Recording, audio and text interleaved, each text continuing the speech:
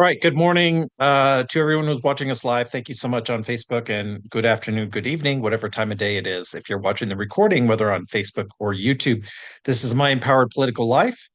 It is Wednesday, April 16th, 2025.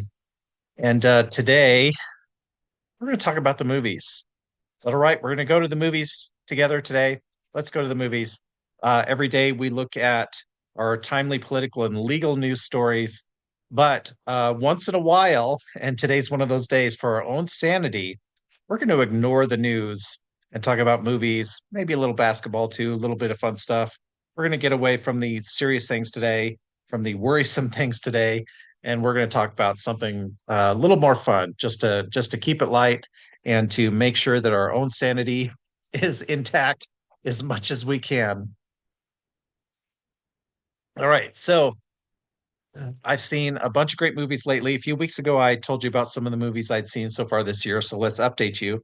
My wife and I, as some of you know, we are members at some movie theaters. We see a lot of movies in the theater. We're big believers in the theater. And the thing is, if you want theaters to stay in business, you got to go there. If we don't go there, they're not going to stay in business. And I, for one, love seeing things on the big screen with the great sound and the great picture and everything. So we go to the movies a lot to do our part to keep our movie theaters in business. So one thing we saw in the last few weeks was Hans Zimmer and Friends. This is not a movie per se.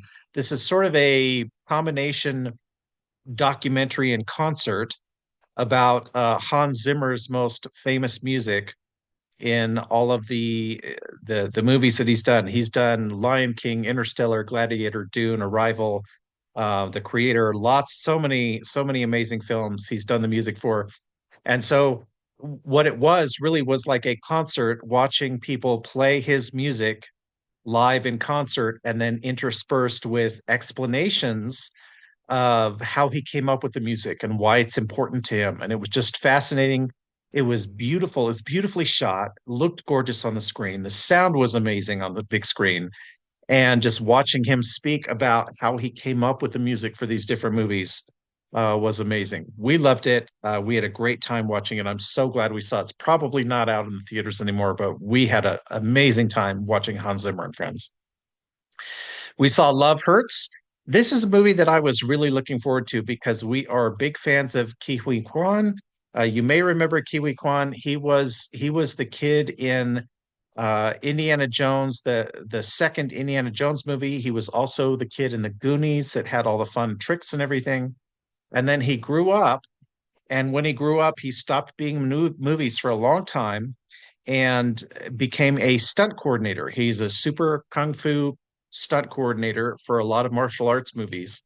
And then he got another big break a few years ago in Everything Everywhere All at Once, which won Best Picture, which in fact they Everything Everywhere All at Once cleaned up at the Oscars a few years ago, and Ke Huy Quan won Best Supporting Actor, and it was just a really touching moment. So we were looking forward to seeing his new movie, Love Hurts, and it was a bit of a disappointment. The movie was fine. It's not horrible. It's okay. It's perfectly fine. Lots of fun kung fu stunts and everything. Ke Huy Quan was fine, but it's not his best work. And so it was we were hoping for something great, and it was just okay. But if you want to check it out when it comes out on streaming, go for it. We also have recently seen The Room Next Door. This was an extremely touching movie about a woman who's dying of cancer and her best friend who comes to be with her while she's dying and literally stays in the room next door while she's dying. Very touching, beautiful film, gorgeous, looked great on the big screen, and some actresses that are at the top of their game. So I recommend it. It doesn't have to be seen on the big screen. If you can find this on streaming, go for it. Just a very beautiful, emotionally touching movie. Highly recommend it. We enjoyed it a lot. We saw Drop. Some of you know we on Mondays we go see mystery movies. So our local theater Monday evenings at 7 o'clock local time here in near us in Reno, Nevada, they have a mystery movie, and it's a movie it's an early release, so it's something that's they're planning to release in a few weeks, but they want to generate buzz. And so for $5, you get to go see a mystery movie on Monday nights at our local theater. So a couple weeks ago, they showed Drop as a mystery movie. It's now out, but they released it early, and we got to see Drop. Drop is about a woman who goes on a first date, sort of a blind date with a handsome man, and she gets an airdrop. You know, the whole thing about the airdrop on your phone where people who are nearby can airdrop you messages. She gets an airdrop on her phone that says essentially, kill your date or we'll kill your kid. And they give her video showing that her kid is being held hostage at home. And so stuff ensues. I would say hilarity ensues, but it's not really hilarious. It's fun. It's not an amazing movie, but it is a lot of fun. It's a lot of fun. Great plot. There's actually, you may have seen the trailers. I was a little concerned that the trailer gave away the entire movie, but it didn't. There's actually more to it. And it's not an amazing movie. I'm not saying you're gonna think hard or anything, but it's just a good movie. It's a lot of fun in the theater. If you want to go see it, check it out. We saw The Amateur a few nights ago. So this stars Rami Malek and Lawrence Fishburne, two amazing actors. Rami Malek, I just think, is a stunningly good actor. He's always good in everything he does, as is Lawrence Fishburne. I love them both. There are other good actors in there as well. So Rami Malek, he's a CIA employee. I don't want to say agent, but he's not a field agent. He works in IT at the CIA, right? He does computer stuff at the CIA. His wife is murdered for various reasons, right? There are some terrorists who end up murdering his wife in an attack, and he wants to go after them, and the CIA says, "No, don't worry, we will take these guys out. We'll make sure that justice is served." And Rami Malek says, "No, train me to be a field agent so I can go get the guys who killed my wife." I wanted to like this movie more than I did. It was pretty good. I was hoping it would be great. It wasn't great. It was pretty good. So I enjoyed it. Glad I saw it. You can probably wait till streaming on this. Does not necessarily need to be on the big screen. On streaming, it will be perfectly fine and enjoyable. You'll like it fine on streaming on your TV at home. But Rami Malek is good. Lawrence Fishburne is good. The plot's interesting, and the spy thriller genre is a dying genre. A lot of my fellow Gen Xers out there, we have seen lots of thrillers from the Cold War era that we grew up in. The spy thriller genre is a dying genre. So I'm glad that we had a spy thriller, even if it wasn't as good as I was hoping. I still enjoyed it. We saw a working man, Jason Statham, action revenge movie, which is what he does best. Jason Statham is amazing at playing the good guy who goes after the bad guys. We have a unequivocal. We know he's the good guy. The bad guys are clearly the bad guys. We know who the bad guys are. We know why they're bad. There is no moral ambiguity in Jason Statham movies. He's the good guy. The other guys are the bad guys, and he makes sure the bad guys get their comeuppance. He makes sure they get what's coming to them. And so we love our Jason Statham revenge thrillers. Now, last year, Jason Statham and I think David Ayers is his name, the director. Jason Statham and David Ayers partnered up last year on a movie called The Beekeeper. And last year, The Beekeeper was one of my top five movies of the year. And you might be thinking a Jason Statham revenge flick was top five. Yeah, The Beekeeper was that good last year. So last year, The Beekeeper, I loved it. One of my top five movies of the year last year. Not just me, I listened to a lot of critics who loved it as well. The Beekeeper was amazing. This is sort of the spiritual, metaphorical successor to The Beekeeper.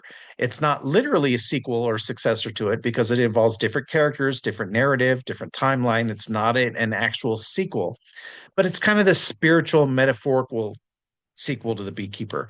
It's not as good. The Beekeeper was just stunningly good, so timely, so creative, and a working man. I think they rushed it. They didn't make it as creative or interesting as they could have. I think they were trying to capitalize on the Beekeeper's success. So Working Man felt a little rushed. It was fine. We enjoyed it. It was fun. We had a good time at the theater. I'm glad I saw it in the theater. Any good action revenge flick with Jason Statham you want to see in the theater. So we enjoyed it. it was not as good as we were hoping. It was certainly not remotely as good as The Beekeeper. So, this will be fine on streaming. And The Beekeeper, of course, this was out more than a year ago, so it's on streaming now. If you can go watch The Beekeeper, if you have not seen The Beekeeper yet, go see that. The Beekeeper is creative, timely, interesting, just really well thought out, well done. So go see The Beekeeper and then see The Working Man, and it'll be fun. It'll be perfectly fun and fine. We just yesterday we saw Warfare. This is a brutal war movie. So it's from the co-writer, co-director was Alex Garland, who also did Civil War, which is my number one movie last year, and who has done a lot of great work for A24. For those of you who are not familiar with A24, go see A24 movies. A24 is they are the most courageous, interesting, creative studio out there right now. A24 has already won several Best Picture awards at the Oscars, along with lots of other awards. A24 might be the best studio out there right now. And a lot of it's because they're willing to take risks. And sometimes their risks pay off and sometimes they don't.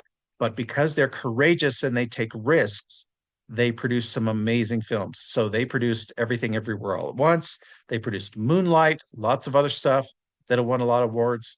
And last year they produced Civil War, which was my number one movie of the year last year. And this year's big A24 blockbuster is Warfare. So Warfare is about a couple of SEAL teams, Navy SEAL teams in Iraq, Ramadi, Iraq, which is a town just west of Baghdad, during a real life battle in 2006 during the last Iraq War. This movie it was co-written and directed by Alex Garland. Like I said, he's done a lot of good stuff for A24. It was also co-written and directed by Ray Mendoza. Ray Mendoza was a member of that SEAL team in that real life battle. And the entire script, the entire plot is taken from interviews with the members of that SEAL team. So this is a real life account with real life testimony from the members of that SEAL team who were in that battle in Ramadi, Iraq in 2006. This is a brutal movie. If you are squeamish, this is not the movie for you. If you don't like war movies, this is not the movie for you. If you like anti-war movies, this is a great movie.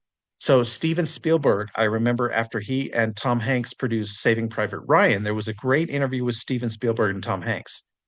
And they were asked, is this an anti-war movie? Talking about Saving Private Ryan. And Steven Spielberg said, every good war movie is an anti-war movie.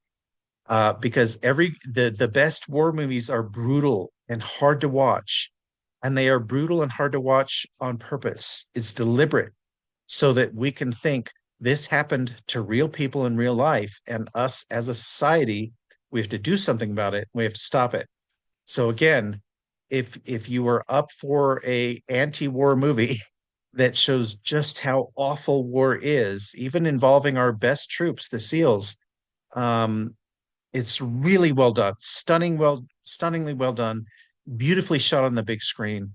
And just knowing that all the dialogue and the plot are all taken from interviews of the soldiers, sorry, not soldiers, sailors, they're SEALs, from the sailors who were there that day.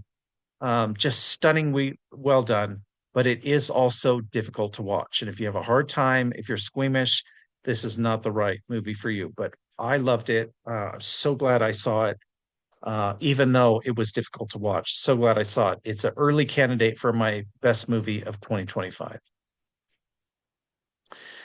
Now, here's the other candidate for my best movie of 2025, Freaky Tales. Totally different kind of movie. So now I will admit, Freaky Tales has a very narrow target audience. At its most narrow, Freaky Tales is designed for Gen Xers who grew up in Alameda County. That's me. I'm a Gen Xer who grew up in Alameda County, which is the east half of the San Francisco Bay Area. So, as a Gen Xer who grew up in Alameda County, this movie to me was like grandma's meatloaf. It was homecoming. It was delicious. It felt great. It felt like my best years of my childhood. So it takes place in Oakland in 1987, Oakland, California, Alameda County, 1987. And it's a story of, well, it's really several stories, I should say. It's four vignettes that are woven together. And these four vignettes, they seem like they're completely separate stories. But by the end of the fourth vignette, you realize how they attach, how they're woven together. And if you grew up in California as a Gen Xer in the 1980s, this movie is for you. And especially, not just California, if you grew up in the East Bay, if you grew up in Alameda County in the East Bay in the 1980s, this movie is Grandma's Meatloaf. This is everything you ever wanted in a movie. We've got Sleepy Floyd, the Warriors star a shooting guard who scored 51 points against the Lakers, still holds an NBA record for points scored in a playoff quarter. And we've got, oh my gosh, I don't even know how to say it. We've got like horrible racist cops, and those of us who grew up in that time, we met the horrible racist cops. We've got ice cream shops.